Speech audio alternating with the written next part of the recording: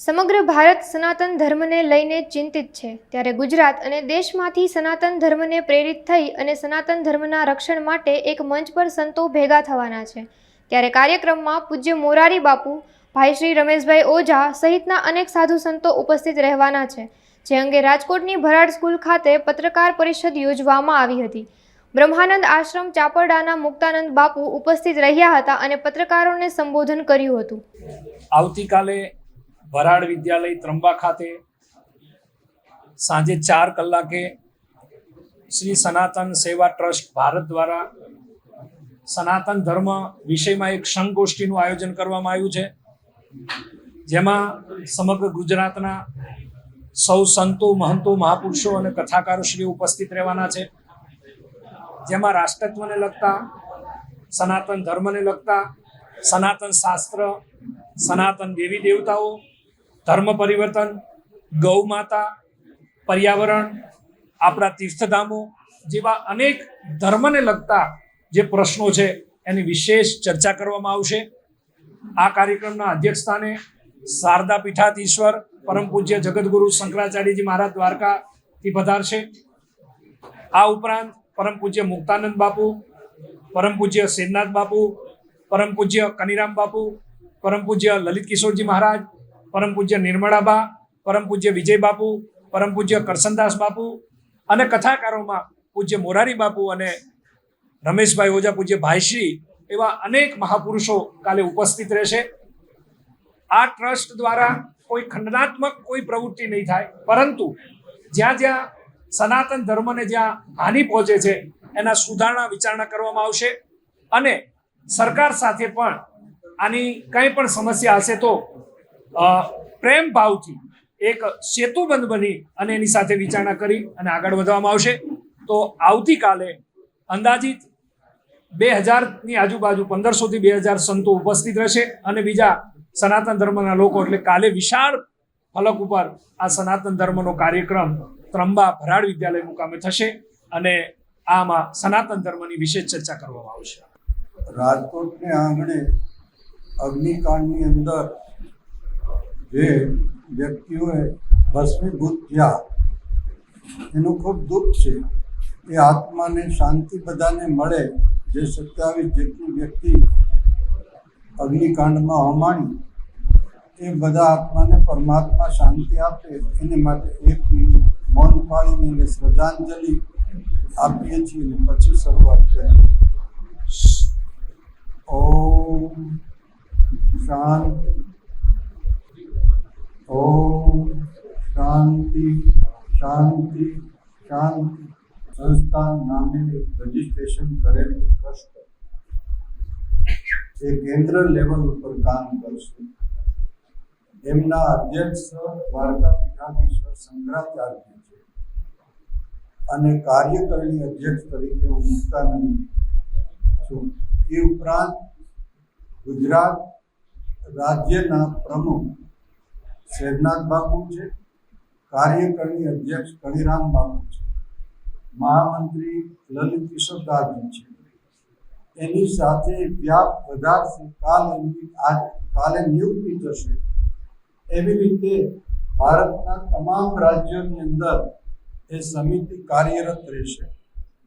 એ સમિતિનું મુખ્ય કામ જે છે એ સનાતન ધર્મની રક્ષા કરવી, સનાતન ધર્મના શાસ્ત્રો જે છે એની રક્ષા કરવી, સનાતન ધર્મ વિરુદ્ધ જે મનસ્વી રીતે શાસ્ત્રમાં જે ભેળસેળ કરી અને પોતાનો વ્યાપ વધારવા માંગતા હોય એના ઉપર કંટ્રોલ કરવો. ખરેખર એવા ઘણા પ્રશ્નો છે કે જો સંગઠન મજબૂત હોય, આ પ્રાચીન પરંપરા છે જેને વેદ જે છે એ 4 વેદ એના મુખ્ય ગ્રંથો છે સનાતનના, એ ઉપરાંત પુરાણો પણ છે. પણ ઘણી વખત લોકો ટૂંકી દ્રષ્ટિથી વ્યક્તિગત સ્વાર્થમાં જઈને સનાતનનું ખંડન કરતા હોય છે. આ મંડળનો ઉદ્દેશ કોઈને નીચા દોરવાનો નથી, અગર તો વાદ વિવાદનો પણ નથી, પણ સનાતનના સિદ્ધાંત જે છે એ બરાબર સચવાયેલું યોગ્ય યુવાનો તૈયાર કરી અને યુવાનોને સનાતન ધર્મની માહિતી આપવી આધ્યાત્મિકતા શું છે ભારત વર્ષનું એની સમજણ પણ એમને આપવી, તીર્થોનું જતન કરવું, સમાજમાં જ્યાં જ્યાં મેળાઓ રચાતા હોય એ મેળાની પણ નિયુક્તિ કરવી, અને એ ઉપરાંત એના થોડા નિયમો, એના એજન્ડા બનાવવામાં આવ્યા છે એ આ પ્રકારના છે. કેટલાક સંપ્રદાયના પુસ્તકમાં દેવી દેવતાઓને નીચા ચિત્રવાના પ્રયાસ કરે છે, એના ઉપર પણ કંટ્રોલ કરો. ગુજરાતથી સનાતન ધર્મ સેવા સંસ્થા ટ્રસ્ટ સંકલન રચના પછી દેશવ્યાપી દરેક રાજ્યમાં આ સંગઠનની રચના થશે. હિન્દુ ધર્મના સનાતનના શાસ્ત્ર વિષયમાં કોઈ પણ વ્યક્તિ પોતાના પ્રવચન કે વક્તવ્યમાં અપમાનજનક ટિપ્પણી કરશે તો તેના ઉપર કાયદેસરના પગલાં ભરાશે. ધર્મ પરિવર્તન જે કરાતું હોય એના ઉપર પણ કંટ્રોલ કરાવવામાં આવશે. ધર્મને લગતા કોઈ પણ પ્રશ્ન સમાજમાં ઊભા થશે ત્યારે સરકાર સાથે સંકલન કરીને રાજસત્તા ધર્મસત્તા મળીને સમસ્યાનું નિરાકરણ કરશે. સનાતન ધર્મને હિન્દુત્વના કાર્યને લઈ આ ટ્રસ્ટ કાર્ય કરશે. અવારનવાર સમયમાં સેવા સંસ્થાન ટ્રસ્ટ તાલુકા જિલ્લા તેમજ સમગ્ર ભારતના દરેક રાજ્યમાં કામ કરશે.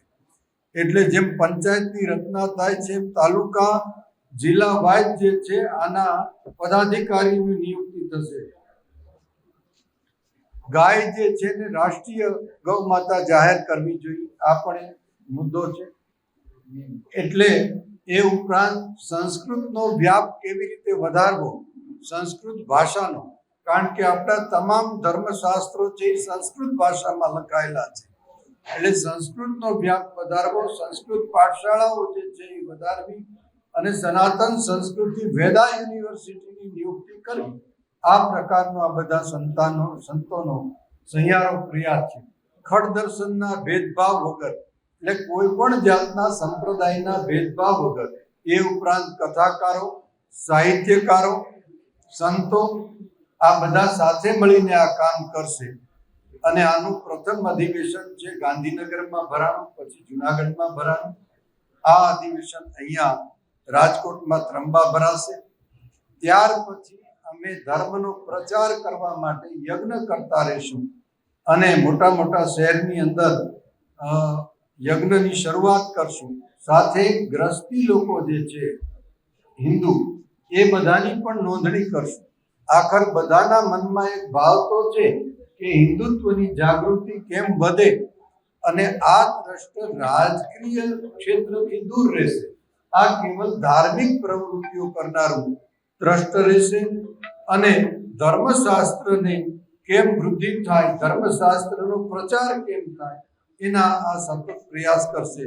સાથે સાથે માનવીય ગુણો કેમ વિકાસ પામે, માનવતાનો પ્રવાહ કેમ વહેતો થાય, આ બાબતનું પણ આ ટ્રસ્ટ ધ્યાન રાખશે. એ લખાણ છે એની બધી યાદી છે અને અમે રિક્વેસ્ટ કરીએ છીએ, કારણ કે આખા જે સનાતની છે, અમે રિક્વેસ્ટ કરીએ છીએ ભાઈઓમાં તિરાડ ન પડે અને એ ત્રુટિઓ સુધારી લે. કે જે ત્રુટિઓ છે એ સુધારી લે. જે લોકો સુધારી અને આવે, કારણ કે કોઈ દેવી દેવતાઓને નીચા દોરવા એ વ્યાજબી નથી, કારણ કે પિતા એ પિતા રહે છે અને પુત્ર હંમેશાને માટે પુત્ર રહે છે. આવો ફેરફાર કોઈ વ્યક્તિ સ્વીકાર ન કરે. એટલે અમે રિક્વેસ્ટ કરીએ છીએ અને આ જાહેરમાં પણ રિક્વેસ્ટ કરીએ છીએ કે એ વસ્તુ ઉપર એ કંટ્રોલ કરે. જે એ મનસ્વી રીતે લીટી મોટી કરવાનો પ્રયત્ન કર્યો છે એ વ્યાજબી નથી કોઈ કારણસર. એટલે એમાં સુધારો કરી પછી ખુશીથી અમારી સાથે બેસે.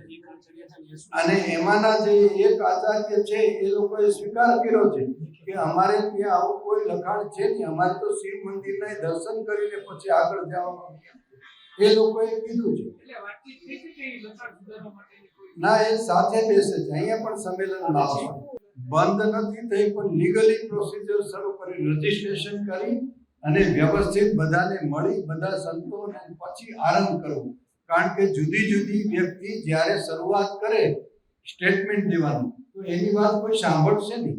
આ રજીસ્ટ્રેશન કરી અને શંકરાચાર્ય ગુરુગાદી છે, એટલે કંઈ કહેવાનું હશે તો વડીલ સંતો જ કહેશે તો એ માન્ય રહેશે. બીજા કહે તો ઉલટ સુલટ ગમે તે પ્રવચન કરે તો એ વ્યાજબી નથી. કોઈની ટીકા ટીપ્પણી એ લોકો કરતા હોય સામે પાછા ટીકા ટિપ્પણી કરે તો એ પણ વ્યાજબી તો નથી, ધૂંધળો વધવાનો છે. એટલે મુખ્ય વાત એ છે કે સનાતનના સિદ્ધાંત પ્રમાણે જે રીએ અને જે સનાતનીઓ છે એને સાથે બેસવાની ના નથી, પણ મૂળ સિદ્ધાંત તમે એક ગામના 5 વ્યક્તિ એક પરિવારના હો તો દાદા તો જે થતા હોય એ દાદા છે ને, બાકી તો દીકરો થાય. હેલિકોપ્ટર લઈને આવે તો દીકરો જ રહેવાનો છે. આટલી જ વાત છે કહેવાની. અને આ કેવલ ખંડનાત્મક મંડળ નથી, આનો સંકલ્પ સર્જનાત્મક છે. સર્જન કરવું અને સનાતન ધર્મના શાસ્ત્રની રક્ષા કેમ કરવી, એના દેવાલયની રક્ષા કેમ કરવી, એના સિદ્ધાંતોની રક્ષા કેમ કરવી અને વધારે યુવા પેઢીને મૂળ સનાતનના શાસ્ત્રોથી વાકેફ કરવા, જાણકારી આપવી, માહિતી પહોંચાડવી, એના માટે સંસ્કૃત વિદ્યાલયોનો પણ વ્યાપ વધારવો, આ એનો મુખ્ય ધ્યેય છે. કારણ કે અને એમાં પણ રાષ્ટ્રની ઉન્નતિ કેવી રીતે થાય આ વાતને ધ્યાનમાં રાખવામાં આવશે. કારણ કે આખર દરેક સંપ્રદાય એવું ઈચ્છે છે કે મારો સમાજ બધો સુખી થાય, રાષ્ટ્ર ઉન્નતિના શિખર ઉપર જાય. આ તો બધાનો સ્વધર્મ છે. એટલે સમાજમાં કેમ શાંતિ ફેલાય અને સાચો વિચાર કેમ ફેલાય. સાચા વિચાર વગર કોઈ દિવસ સારી વ્યક્તિ નિયુક્ત નહીં થાય, સારા વિચાર વગર સારો માણસ નહીં થાય અને સારા માણસ વગર કોઈ દિવસ સારું રાષ્ટ્ર તૈયાર નહીં થાય. આનો પ્રયાસ આ પ્રકારનો છે. પણ મૂળ સિદ્ધાંતોને સાચવીને સનાતન યોગ્ય તો બિલકુલ નથી. આના પરથી નોંધ લઈને બીજી ઘટનાઓ ન બને એની કાળજી રાખવી જોઈએ. જવાબદાર જે લોકો હોય એની સામે યોગ્ય રીતે કાર્યવાહી થવી જોઈએ. કારણ કે આખર સમાજની સુરક્ષા કેમાં છે એ તો બધાનું દાયિત્વ છે ને. વ્યક્તિ હોય, સરકાર હોય, સમાજ હોય, આયોજક હોય, બધાની જવાબદારી. એટલે આવી ઘટના ન થવી જોઈએ ભવિષ્યમાં. એની તકેદારી રાખવી. એને દુઃખ થાય, આપણા સંતાન જાય તો આપણને કેવું દુઃખ. આ વિષયને લગતી વાત લઈ આવીએ આપણે. મારું કહેવાનું છે ને કન્વર્ટ બીજી દિશામાં. એનો મૂળ ઉદ્દેશ આ છે કે વાણી વિલાસ ન કરવો જોઈએ. જે સ્થાન ઉપર જે આદર સાથે સમાજને શિક્ષા આપવાની છે, દીક્ષા આપવાની છે, એ વાણી વિલાસ કરવા માટે શંકરાચાર્યજી મહારાજની અધ્યક્ષતા છે. ભાઈ શ્રી રમેશભાઈ ઓઝા, મોરારી બાપુ, દિલીપદાસજી પાડિયા, સત્તાધાર, સેમનાથજી બાપુ જુનાગઢથી, અને આ રીતે 1000-1500 ઉપર સંતોની સંખ્યા રહેશે.